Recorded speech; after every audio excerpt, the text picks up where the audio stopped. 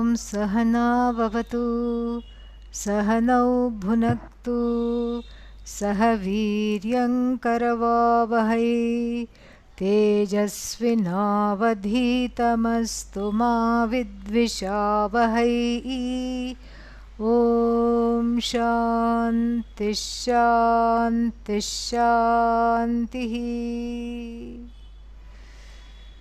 So,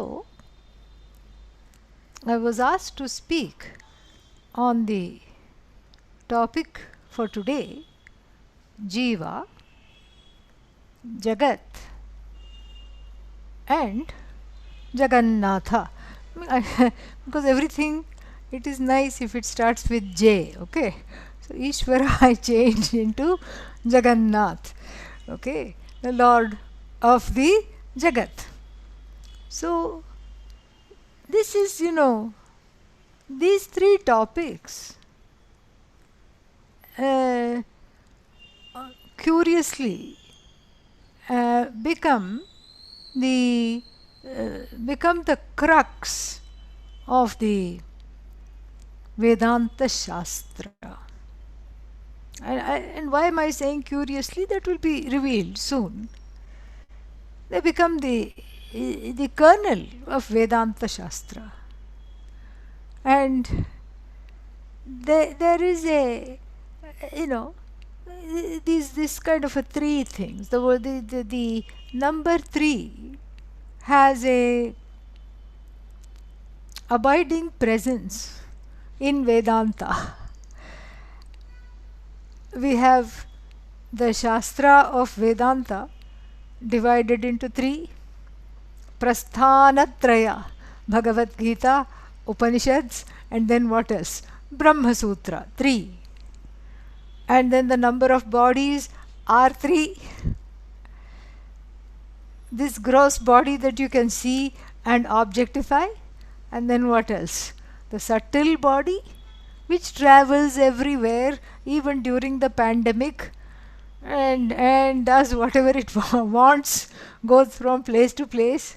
And this thing called Karana Sharira, the causal body, which is of course the ignorance of the I. So we have 3 bodies and 3 bodies of knowledge, which is the Shastra divided into 3, that is commonly studied. And then what else we have? You can keep on looking. And then we have body, mind, sense, complex, that is again another 3. Then the time is also divided into 3, past, present, future. Wherever you go, this 3 has an abiding presence. And so this seems to be a well ensconced fact in the Hindu, what is that, parampara, and in Vedanta Shastra itself, the 3 has a lot of significance. Very curious, very interesting. And then we have this particular 3. What is this 3? Jiva, number 1. Jiva is not a very flattering name, okay? Yeah. Just to make that very clear right at the outset. Why? Because it just means Jivatiti Jiva, that which lives. Jiva. That's all. That which lives, which breathes, which takes up space, which complains mostly, and this is what is Jiva, especially in a human body. Alright, this is Jiva. You see, the Vedanta Shastra is not for animals. Why? Oh, they are too lowly. No, they do not need it. Why do they not need it? They do not need it because they do not have a complex centered on the self. Simple. Very, very simple reason they don't need it is because they don't question themselves. Oh, for what purpose I am here? The dog doesn't say every day barking, and my tail has got repetitive stress injury. I'm always wagging the tail and it's just bringing me down. And I think I need to see a dog chiropractor, okay? And it doesn't have any problems. How many times to bark at the same people? It doesn't have this issue. Neither does the cat have this issue. None of them have this issue. And so therefore what? So therefore this this whole thing is so beautiful. Therefore this jiva is the word jiva, even though it encompasses everything that lives, starting with an amoeba, a simple single-celled animal, all the way to the human being.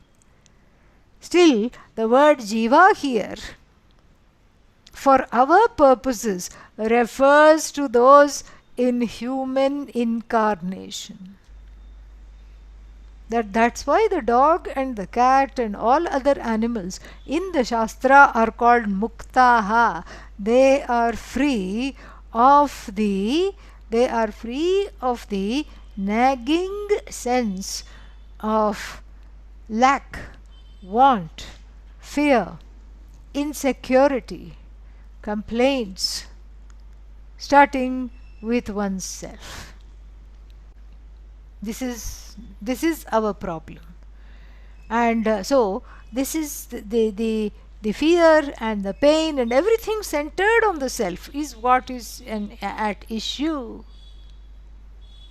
And for this, the jiva has to be a human being. In a human body alone one can complain so vociferously and get away with it because everybody else is also complaining. And a group of complaining jivas come together and have a support group, and that also is there. And so this jiva refers to the one, here for the purposes of our talk, the one that is endowed with a body, mind, sense complex, and a lot of questions, a lot of complaints, and a lot of wants. And then what else? The ability, and also equipped with the ability to get what one wants. This is also an important aspect of the jiva. To get what one wants, there is an ability. And so this human jiva has that ability to desire and to fulfill the desire, to go places, to see things, to accomplish whatever one wants. All this ability, these abilities are there. And then what? So this is what is jiva. The jiva is also one which is equipped with fear, lot of fear, and insecurity, uncertainty, centered on the I. So wherever the I is recognized, all these things are recognized. And so this is our jiva. And then, so this is what is going to be the definition of jiva for the purposes of our talk. Then the next one is what? Jagat. Because the jiva is not by itself. No fun being by yourself. You're just dropped somewhere. What is the use? So the jiva is with other jivas, because one jiva has to deal with other jivas like itself, meaning other human beings, and it also has to deal with other jivas not like itself, like lions, tigers, etc., best viewed on a screen, somewhere sitting in the comfort of your home and the protection of your home. You don't want to be there in the wild with them. So the jiva has to contend with everything, all other jivas. And where are all these other jivas? These other jivas are in that place which is called Jagat. Jagat does not mean the earth. Jagat means this entire universe, a playing ground for jivas. Then why am I not happy if I am in a playground? No, nobody said in the playground people are happy. Playground people get injured, people get, upset, people run away with the ball, all kinds of things happen. Playground is just kshetra. Kshetra, a place What kind of a place? A place where activities are there. This is what is called Jagat. It's a place where one has the ability to contribute, a place where one can say, I have done this. This is my legacy. And where is this legacy left? In the Jagat itself. This is my legacy. I have accomplished this. I have done this. And then what? This is my legacy, and this is my contribution. This is my duty. This is what I do. So a place where one does things. So a place where one recognizes oneself, where the Jiva recognizes itself as a person who is a performer of action, karta, the doer. And then what? Then we have, what is the reason for which this karta exists? Karta is not just for the sake of karta. Karta is so that one can become later a bhokta. Bhogaya karma. So the karma is for the sake of bhoga. What is bhoga? The opposite of yoga. Okay, that is the best way to explain it. Yoga is bringing everything together, focus, joining, concentration, everything. Bhoga is conspicuous consumption. There also, in a way, you bring things together, the object and the subject come together, I suppose, the object being the food of choice or whatever else. Bhoga doesn't just mean food, bhoga means anything that I desire to have. So this kshetra, this Jagat is a kshetra for me, for the Jiva, to recognize itself as a karta, to have opportunities to do things, and then also the opportunities to reap the results of action, in Sanskrit known as karma phala. This is what we call Jagat. And then the last one, Jiva Jagat, and then what did I say? Jagannatha. Because the Jagat, when we look at the Jagat, we see that it is not something that has spontaneously come about. It hasn't spontaneously sprung, and it is not spontaneously just some kind of a random bunch of molecules coming together. That cannot happen. Why? Because we see that there is an intelligence. We see that there is a krama, an order, a system. We see the intelligence. We see the knowledge. There is nothing random about the Jagat. And there is no serendipity, meaning coincidence. Coincidence, the word, and serendipity is when we do not understand the workings of the laws that are already in place. Everything is just, as we say in Hindi, bana ke rakha hai, bana ke rakha hai. Everything is just so perfect, and it is the whole Jagat is manifest in the form of laws. And those laws are the same everywhere. Here you find a wayside rock. You drill into the rock and take out a sample. And our perseverance is the name of the craft that is there in Mars, on Mars. Perseverance rover. Perseverance because it's very patient, okay? Yeah. And And what did Perseverance rover do? Few days back it drilled into a Martian rock and took out a sample. It will send it back to the earth sometime. We don't know when. So it's the same thing. And then if you analyze the rock, how can you analyze that rock? And same as this rock, if the laws governing geology were not the same, governing the body of knowledge called geology were not the same. You can never analyze it. What's the point of harvesting the rock and bringing it here? It is just amazing.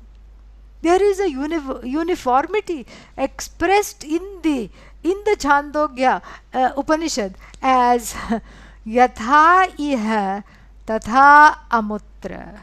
How it is here. Here means in this world that we see, how it is. Same so too it is everywhere else. Same law.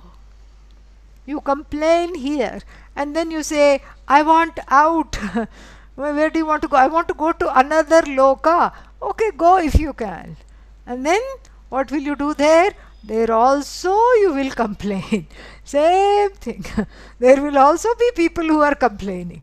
And it's because the ability to complain is there. It's part of the psychological order.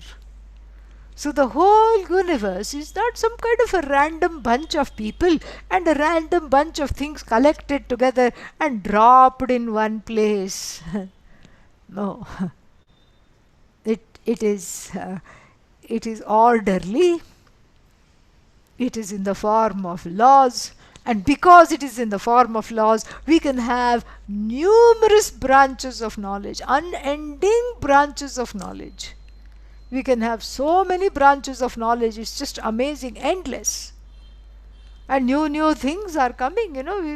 Before we just knew, biology and chemistry. Now it is biochemistry, and then now there is so much astrophysics and biochemistry and this and that and so many things.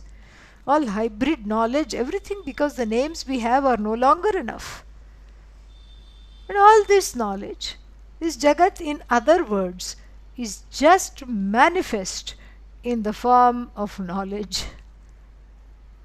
And that is why it can be studied. That is why we have rishis like Einstein, Newton, everybody. Louis Pasteur, all these things, the people who found out all kinds of things. They were not inventors. They just discovered the workings of the law and brought it out. Same thing with Sigmund Freud, Carl Jung, all these people. They brought out the law which governs the workings of the mind. Given this kind of a childhood of neglect, that the person who is now an adult will grow to be angry. This is not a mystery. This is a law. It is called the part of the psychological order. Amazing. It's just so amazing.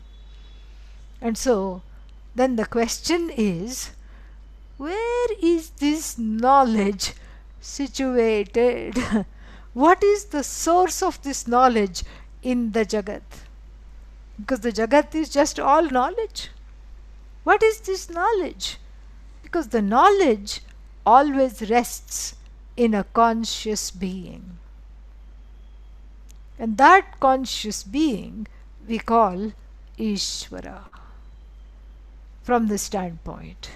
And so Isvara is God? If you ask, I will say that the word God is fraught with so many misunderstandings and also a subjectivity. Because if you get 3 people together, there will be 10 concepts of God. This is how it is. And then secondly, the word God is fraught with subjectivity because in many religions it is something that is belief based on a belief. Such and such a person exists, and this person is in a place called heaven. And what is this person? It's always a he. Only in the Hindu tradition and certain other indigenous tradition we have the possibility of she. He, she. But usually it is what? He. And then, so these are all beliefs. And what kind of beliefs? Non-verifiable beliefs. And that's why the use of the word God, is fraught with a lot of subjectivity and fear because of some understanding, some internalizations in childhood. The mother might have said, don't do this, God will get angry and something bad will happen, all these things. And this is not just in, this is also there in the Hindu tradition. People say, oh, bad weather, God is angry, something like this, lot of rain, God is angry. This is how the non-understanding leads us to have some wrong impressions, wrong understandings. That's why I prefer to change the word to Isvara. Ishu Palane, the one that nourishes, the one that rules, the one who is the overlord of all. And then the suffix Varach, which means always. Not one day overlord, next day warlord, and third day underdog. No, always. Santata bhave varach. There is a sutra. Meaning, it is always the same. Always the overlord. Always there. In the same way. And so this is Isvara. And unlike the popular concepts, or I should say imagination, there is, we don't say Isvara made this world and then went away to sit in heaven. The whole thing, the relationship of Isvara to the Jagat is that of cause and effect.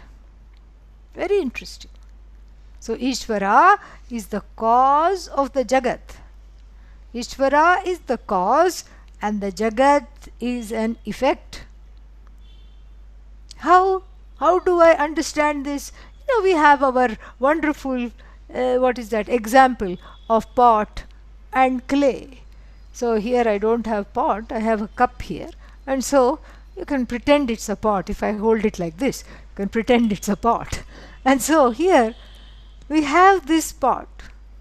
And then what is this pot? This pot is nothing but clay. If you understand one clay, then the whole world of earthenware, you can have many pots of various sizes, shapes, etc., and you can have many kind of lids. You can have cups, you can have saucers, you can have Krishna figurines, also made of clay. So the whole clay world, if you know pot, the entire clay world is as good as known. If you know clay, the whole world of earthenware is as good as known. This is how the Jagat is. This is how the whole thing, the whole Jagat is nothing but, you can't say clay here, is nothing but Isvara. Isvara manifest as the karya, the effect. And Isvara in relation to this karya is karana. It's a very funny karya-karana, cause-effect relationship, because unlike the clay, and the pot, there is, no other intervening entity at all. Whereas, in the Jagat, because here we have a difference between the raw material, which is the clay, and the maker. Maker means what? The potter. Kumbhakara, the potter.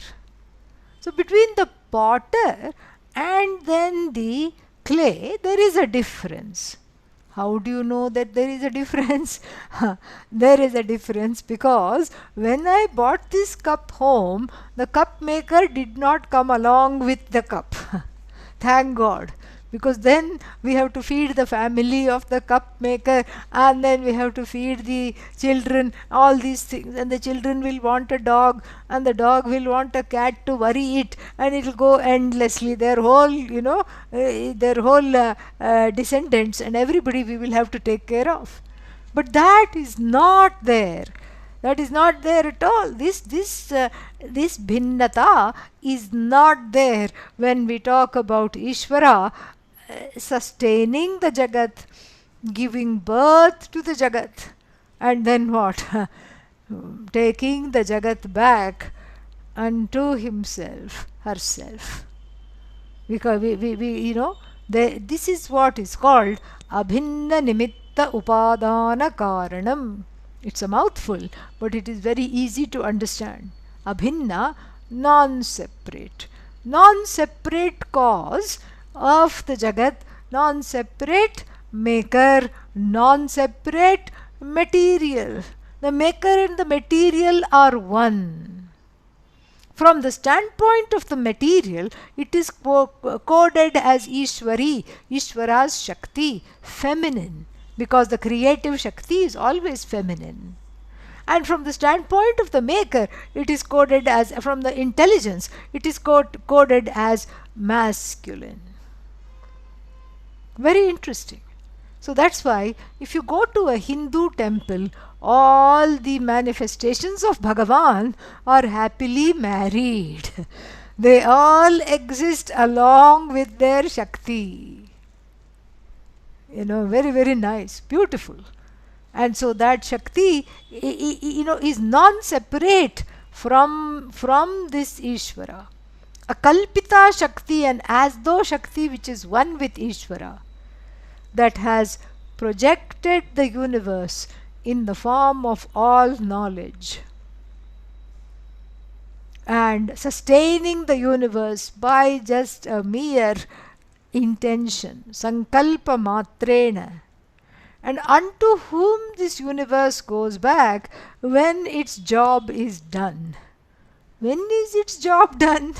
Its job is done again at the will of Ishvara, when the karmas of the jivas finish for the time being.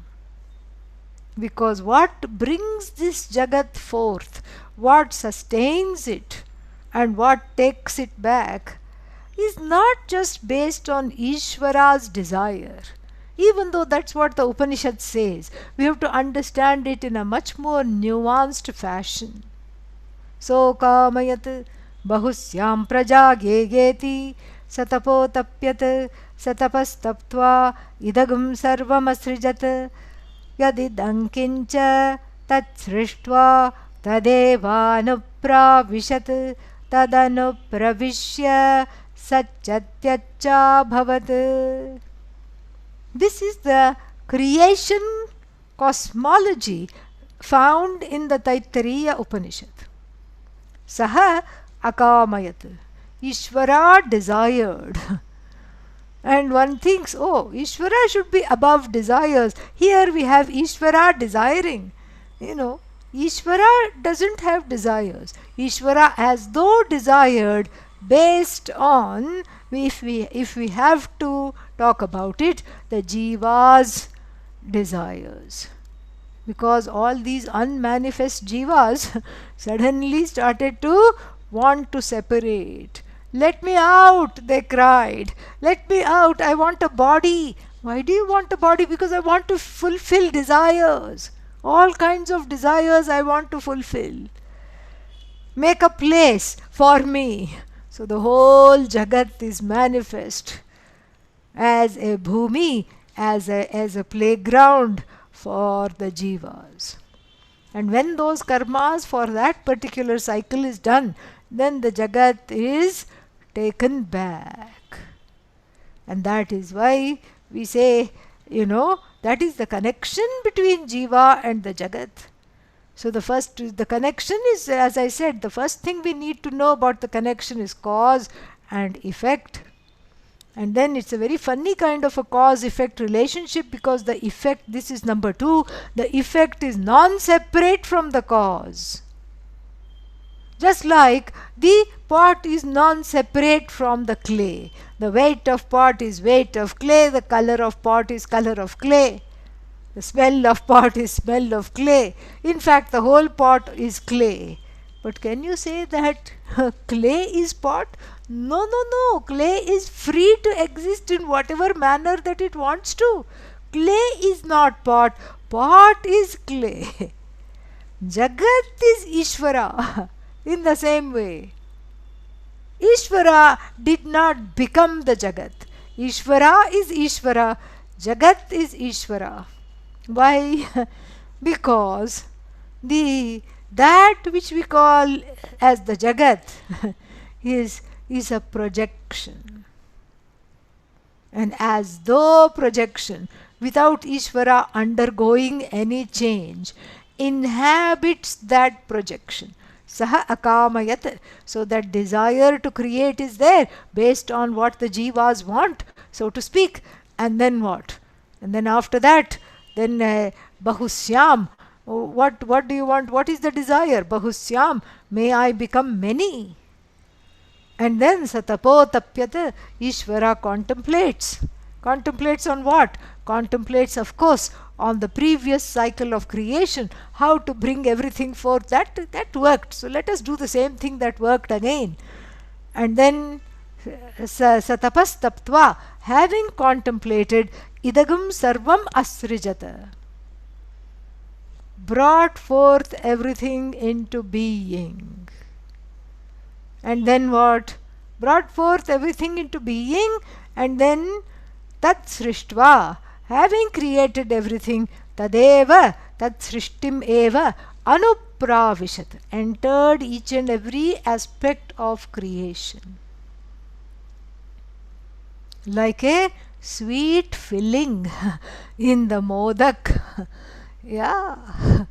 Modak, is made, especially it's made with a dough in certain parts of India. And then what? And then you have a ball of calories, here, all coconut, ghee and jaggery or sugar is all there mixed up. And then you roll out this dough, and then you put a lot of this filling, and then you close it up. And then you either steam it or fry it. Both varieties are available. And then as children, what would we do? We would take away the skin and eat what is inside. And what is inside is called Purna. That's how we get the word Puran, Poli. That is what, that Purna is there. That which is filling, that which is full, that which is sweet. You see, even our food has Vedanta in it. And people keep saying, oh, I want a class on Vedanta in day-to-day life. Arre, this is, our songs have Vedanta, our food has Vedanta, everything has Vedanta. It's just amazing. Amazing. And so therefore, so beautiful it is. And so this is what Isvara is. Isvara is the Purnata, that which fills up everything with the presence, with the being, with the knowledge. It is that filling is Satchidananda. Sat, that which exists, that consciousness which exists is called Sat. And then Chit is that awareness of that existence. Finally, Ananda means this awareness is free of time and space. That is Ananda. Ananta is Ananda. So beautiful. Absolutely wonderful. And so here we have this whole Ishvara, as it were, projecting as the Jagat. How? Just like your own dream.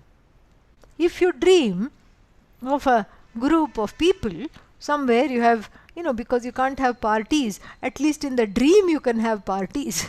No masks, no vaccinations, no distancing. You want a party, so you dream of a party, and then what? All the people in it are you alone. They're not really there. You have given them their being. And then you are also there. You have given yourself a body. And you are the host. They are the guests. And that is the sentient things in the dream. Dogs, cats, everything is there. Pets are there. And then what? Then you have insentient things. Like food items. Maybe it's a birthday party. Cake is there. And some fruit juices are there. So many things are to eat are there. Samosas are there. All kinds of things are there. And then what? It's all you. Trees, you. Grass, maybe it's an outdoor party. Grass is you, tree is you, house is you, windows are you, doors are you. Everything is you. Give the whole dream, Jagat, its being. And then what? Alas, the alarm rings. And that wakes you up and you withdraw your being from this dream Jagat. And what happens to the dream? Where is it? It goes back to where it came from. This is exactly how the Jagat is. And that is the beauty of this Jagat, because the Jagat is animated, dynamic, alive, and the Jagat is Isvara. Isvara transcends the Jagat. So when we say Jagat is Isvara, we are looking at an immanent, not imminent, immanent, ever-present form of Isvara in and as everything, the truth and the content of everything, sentient and insentient. And this is understood in the Hindu tradition. This is totally understood. Why? Because, we worship everything. We can invoke Ishvara in any one thing. During Navaratri, a small child is brought and then she is worshipped in the 9 days of the goddess.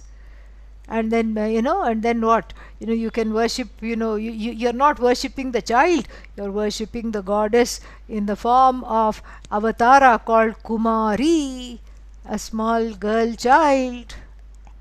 And then you can worship, and then people worship the trees. You're not worshipping a tree.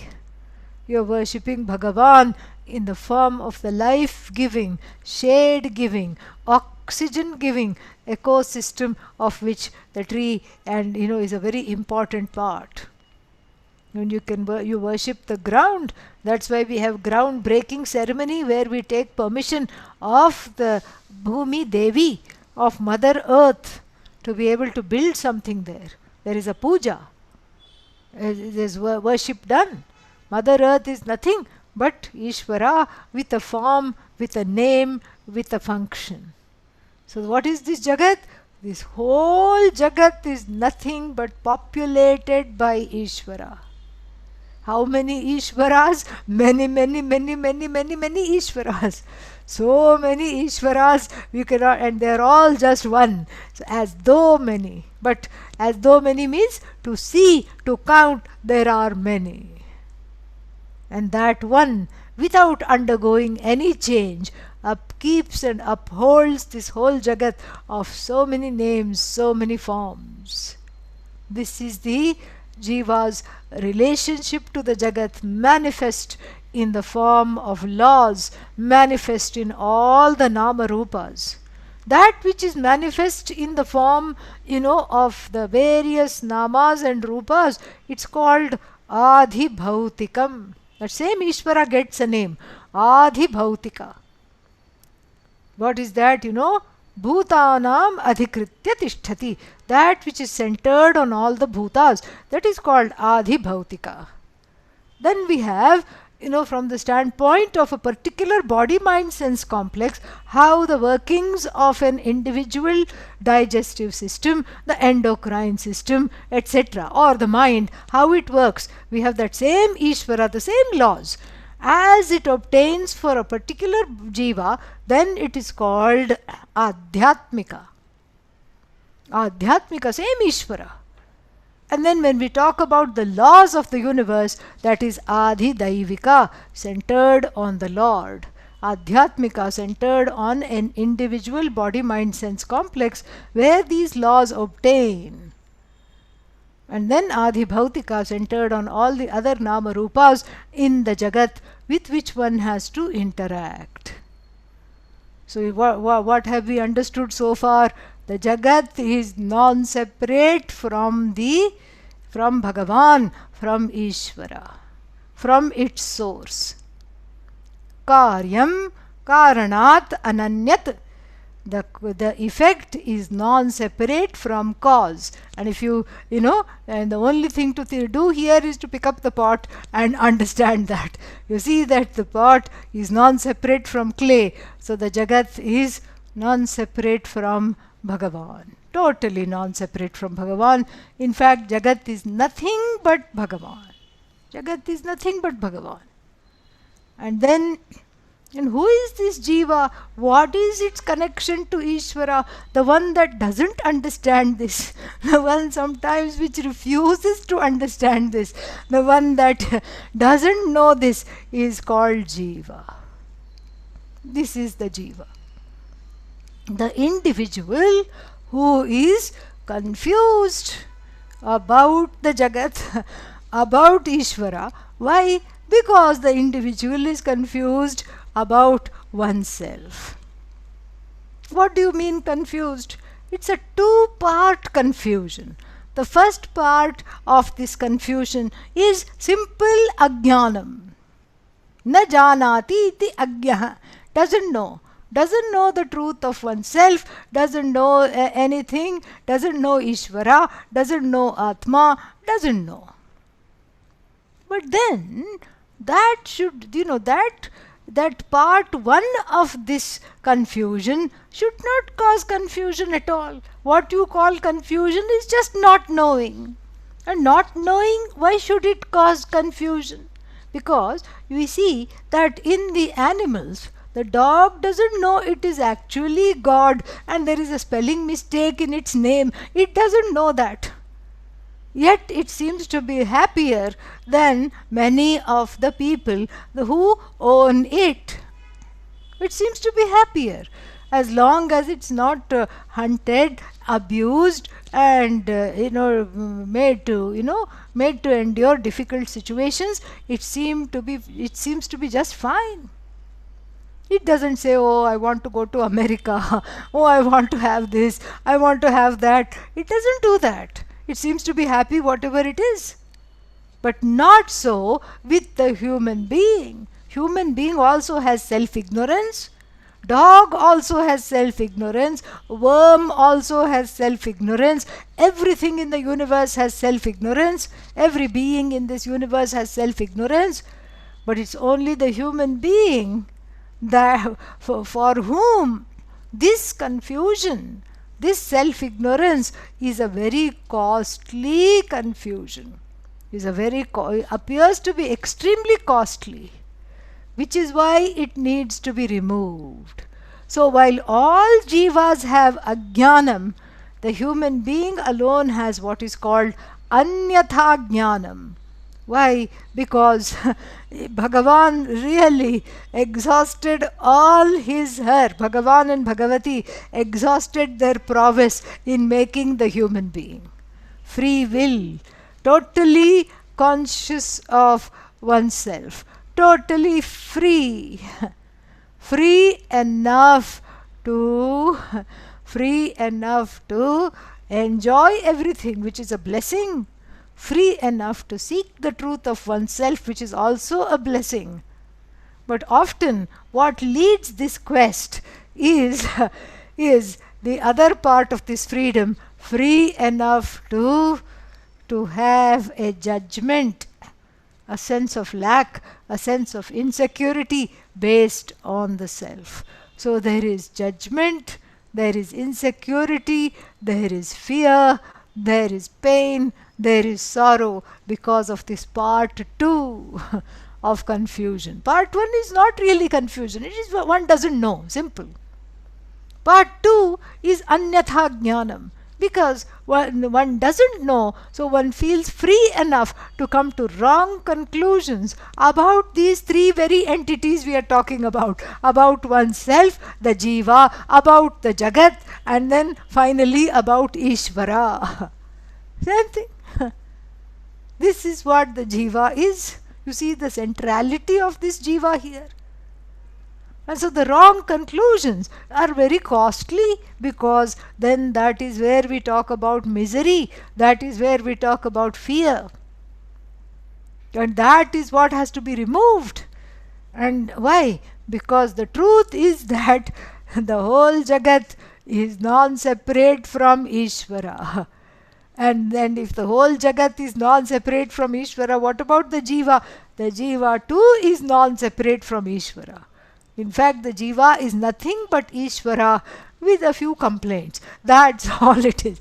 Isvara with some complexes, Isvara with some fears, Isvara with some tears. This is the Jiva. And not knowing this is a very costly mistake. As the Kenopanishad tells us, what does it tell us? Ihaiva ched avedit atha satyam asti na chediha avedit mahati vinashtihi. If you know this here itself, the teacher in the Kenopanishad says, then you become worth living.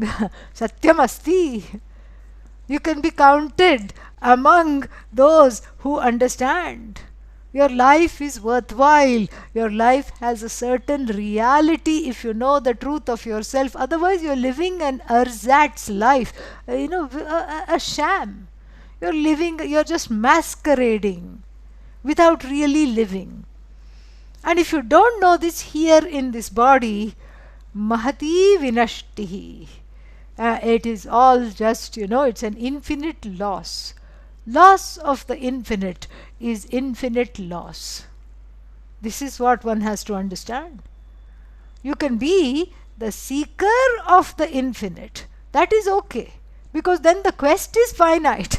But then if you become an infinite seeker, then you keep going from here to there, to here to there, and try this out, try that out, and then get more confused and have even more confusion than when you started. This is not very flattering. If it's a very small difference. I am the seeker of the infinite. I don't want to become an infinite seeker. Very interesting. And so, this is the Jiva, the one that is endowed with ajnanam, which thankfully is removable. How is it removed?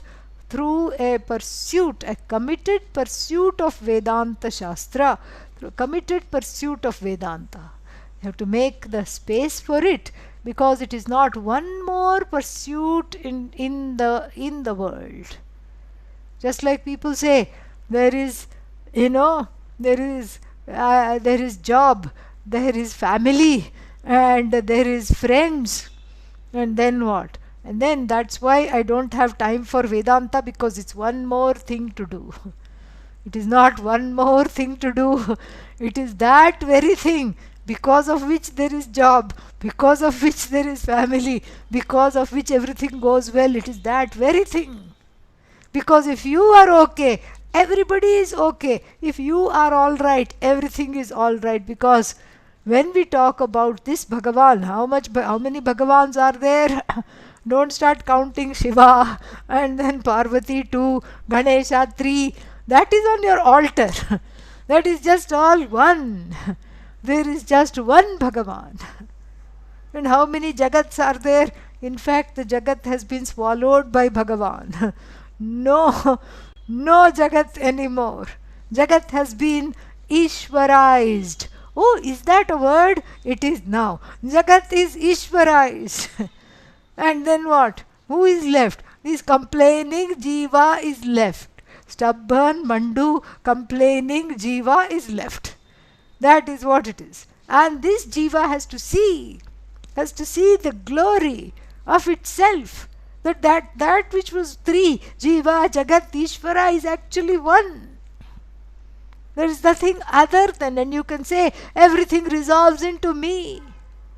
ahamasmi sadabhami kadachinnahamappriyah brahmaivaham atas siddham satchidananda lakshanam. You can sing like this. You can chant like this. Advaita Makaranda. The first, the first verse. I am. And I know I am. I shine because I know I am aware of my existence. And at no time I am not beloved to myself. I love myself. I love that which is the truth of myself. I love that I don't come to an end. I love that I am all knowledge. And therefore what? Tasmat atas siddham. Now it is been established. Tasmat brahmaiva aham atas siddham. It is now evident that I am nothing but this Brahman which is Isvara. Jagat karanam. Sarvasya karanam. I am the cause of everything. So you can say from, like the poet Lakshmidhara Kavi, the author of the Advaita Makaranda, burst forth into this knowledge. You can also say that once you understand this. Or you can say, this whole Jagat, I see only Bhagavan. You Ishvarize the Jagat. To my left is Bhagavan, to my right is Bhagavan, in front of me is Bhagavan, behind me is Bhagavan, up is Bhagavan, down is Bhagavan. This is the way of the saints. This is what the saints taught, because it's easy to do. This is a very, very beautiful way of understanding this. Even though it is called Bhakti movement, it is all knowledge. It is all knowledge. You cannot say above is Bhagavan, below is Bhagavan without knowledge. This is what was a great gift of having saints in our lives, and this is what they taught. Very beautiful. So how can you say up is Bhagavan, down is Bhagavan, this side is Bhagavan, that side is Bhagavan, without knowing what this Bhagavan is? And so that is, you can Ishvarize the Jagat, and in place of the Jagat just see Bhagavan. In-law is Bhagavan, outlaw is Bhagavan, everything is Bhagavan. You can say it is Bhagavan all the way. Or you can say, Ishvara, everything is included in you. You are the only one that is there. Doesn't matter whether your entry point is Jiva, meaning the complaining I that needs to be reckoned, that needs to reckon with its Atma Ajnanam and dismiss that Atma Ajnanam, or the entry point is the Jagat. Why this Jagat is causing me problems, if that's the entry point? Or, oh Ishvara, don't hurt me, I'm frightened of you. If that's your entry point, doesn't matter. Wherever you go, you come to this, this equation is such that it is all coming back to that oneness between the three. So this is Indian magic. You start out with three and then you end up with one. All that is there is just one. And why three? From the standpoint of one's outlook, from the standpoint of relating. That is why three. And we are not afraid of the three, because when you know that the three is just one, then you can have as many as needed, no problem. You can have 3, you can have 33, you can have 333, you can have 3033, you can have endless amount of things that end with 3. Doesn't matter, because it's all one. You know that like the person who has understood clay is not afraid of a room full of pots. Dvaitadhi bhayam bhavati. Dvaita, the duality. When you see that, when you see duality, and when you believe in this duality, that is what causes sorrow, that is what causes fear. Because there's always somebody there out to get me. But when you understand that somebody is nothing but an extension of Bhagavan, is nothing but Bhagavan, then that understanding, you may still need on the level of the empirical reality to close the door and protect yourself. That's different. But that fear is no longer there. So, that's a different thing. It's a practical matter. And so therefore what? You start at 3 and you always end up in Ekam Sat Advitiyam. This is, Eko Deva, one shining being that is self existent. Just like you don't have to ask somebody's permission, am I here, when you don't have to ask the answer or the question. One shining being. So, shining means self evident being. Eko Devah Sarva Bhuteshu Gudha. Hidden in all things. All elements, all elementals, hidden. Sarvavyapi, all pervasive. Sarvabhutantaratma is the truth, is the Atma of everything, is the truth of everything, is the I in everything. Sarvabhutantaratma, Karmadhyaksha, the one that is in charge of giving the results of action. The karma is also a law. There is a logic there. And then Karmadhyaksha, Sakshi, the witness, Cheta. Cheta means the one in whose presence everything gets animated. Kevalah, the only thing that is there, Nirgunascha, that which is without form, essentially without form, lending itself to many forms, many names. So the Jiva is not a creation of Isvara. Jiva and Isvara are one, and that, that which has a complex, and that Isvara, which is full of complexes, as I said, is Jiva. Jiva plus Ishvara plus, so to speak, Ajnanam. As though Ajnanam is Jiva. You remove the Ajnanam, all that is there is Ishvara. The manyness does not cause fear. Once the spoof of it is known, it does not cause sorrow. And so, therefore, what? Jiva is nothing but Ishvara. And that is what is unfolded in Chandogya Upanishad through the equation called Tattvam Asi, and in the Brihadaranyaka Upanishad as Brahma Aham Asmi, Aham Brahmasmi. Same thing. All the Upanishads, everything, they teach this oneness, and that is why, even though we start with three, we end up in that one, which is without a second. Thank you very much. I'll say the closing prayer and then we can open it up for questions. Om Purnamadah Purnamidam Purnat Purnamudachyate Purnasya Purnamadaya Purnamevavashishyate. Om Shanti Shanti Shanti. Harihi Om Shri Gurubhyo Namaha. Harihi Om. So, you have two choices.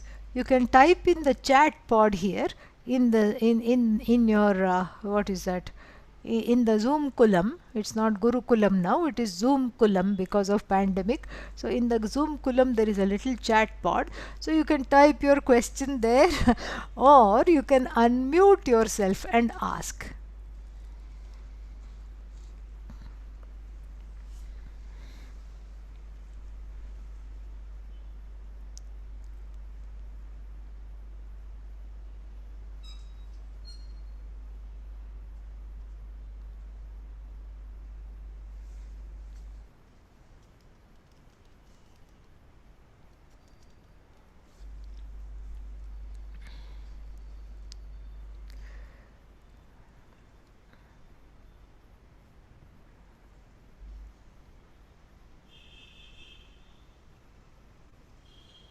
No questions? ये भी ठीक है, no problem.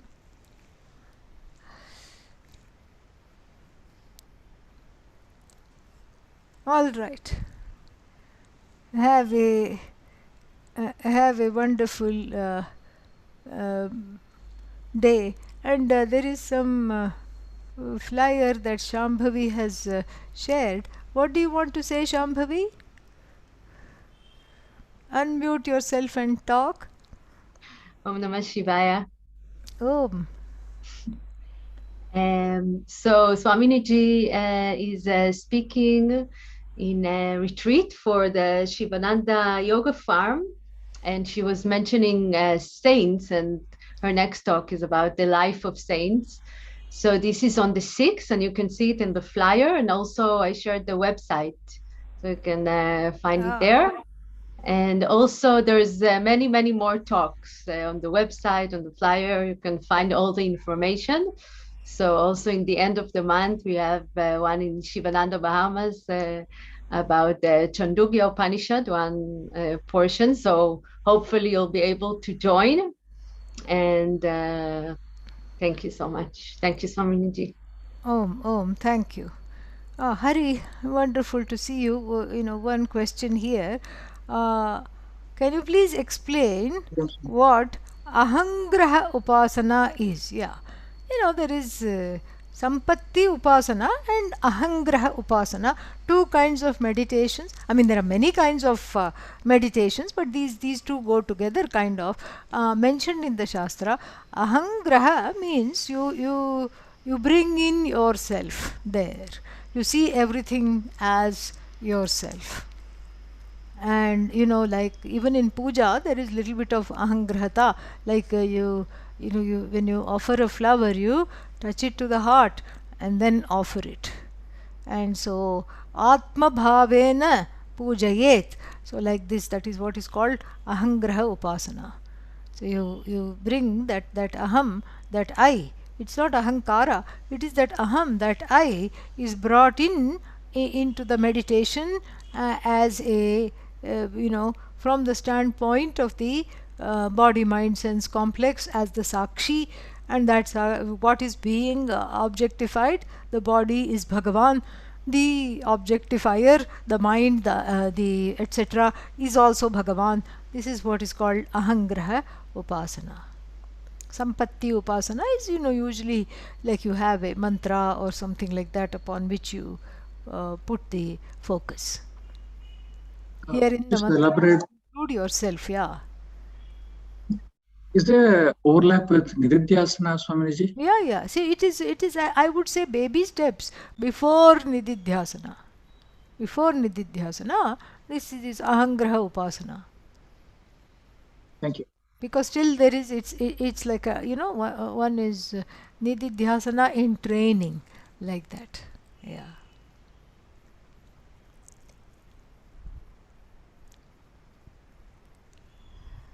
Swaminji, I have a question. Yes. There is the one in the chat before, so good. You are asking me to read that one first? Or you wrote something here? No, someone wrote. I'll do after. Oh, I'll go. okay. In Shastra, the term bhuta is frequently used. Bhuta means elements. 5 elements are called bhutas. Bhautika also you will encounter, and that is means elementals, born of bhutas, bhautika. Okay? Yeah. Yes. Next. So I'm trying to think how to really phrase the question. So normally when there's this sakshi, the one who is witness, well, my question would be, how do I recognize when it's, because many times we are observing things, and right, we even observe our thoughts, we observe other people. So is that what we're searching for, or is this still the ahamkara that is Aha, very good question. Because the observer is also a status, as though superimposed on that which is free of all statuses. On that Brahman which is free of cause, free of being effect, only in relation to cause, effect it is called cause. Otherwise it simply is. And that is you. And so therefore the observer, this is what is called tvam pada vichara, an analysis of the word tvam, you. So then you can do this on your own. This is how far one can get. One can get as far as seeing that I am Atma, everything else is Anatma. So this is what we call Vedanta 101. So everything I am objectifying, I am the observer. But you can't leave this hanging. This is just the observed reality, and then this is a temporary reality. It's just a empirical reality of the observer and observed. The truth of the observer and the observed is one and the same. So that the content of the observer and observed is one and the same. And so then, that's why the Shastra is needed, because you cannot intuit the next part. You cannot get out of the observer and then see that, you can, without seer, you cannot say that seer is me, seen is me. You cannot say that. That's why the Shastra itself has to come and teach. One needs to be taught, one needs to follow this and then understand this. And so, like in the classes, when you have a aha moment, whenever you're listening, you have an aha moment, that means that the ahankara has resolved and that oneness is there, and then that oneness is later recognized. Just like when in the oneness of sleep, you wake up and recognize, I was one with everything. Like this oneness, which is the fruit of the Shastra, this oneness comes in the form of the words of the teacher that has distilled the text, and then it comes into the ears of the student, and then there it produces what is called akhandakara vritti, a mindset of oneness. And that vritti is kshanika. That vritti is just living for 2 seconds, and then it is destroyed, and then what is left is that oneness which is already you. So the vritti is just like a pointer. It's like a signpost that comes and says look, and then and when it says look, the looker is absolved, and that which is to be looked is absolved, because everything is resolved, because there is nothing more, there is nothing other than you. The looker is not there, looked upon is not there, it's all one, and that is understood, because the self happens to be self evident. Does that make sense? Did I answer your question? Yes, definitely. Okay. Thank you. And I guess the following up question would be how to reduce this, because when there's a lot of being, because what we want to be is we want to just be ourselves, right? Yeah. So that's the question. Yeah, that is what it is. So Jiva means subjectivity.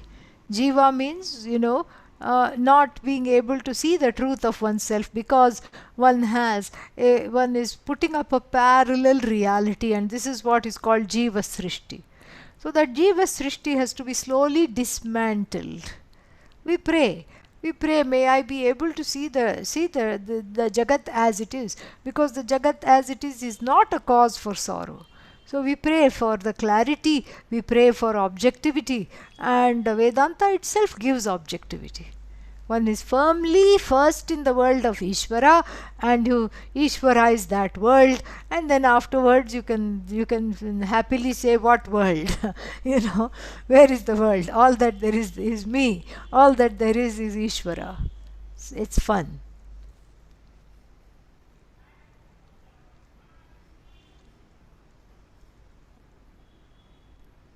Okay, nice to see you all of you. Jai Shri, wonderful. So long it has been. Very, very nice. Thank you, Swamiji. Take care.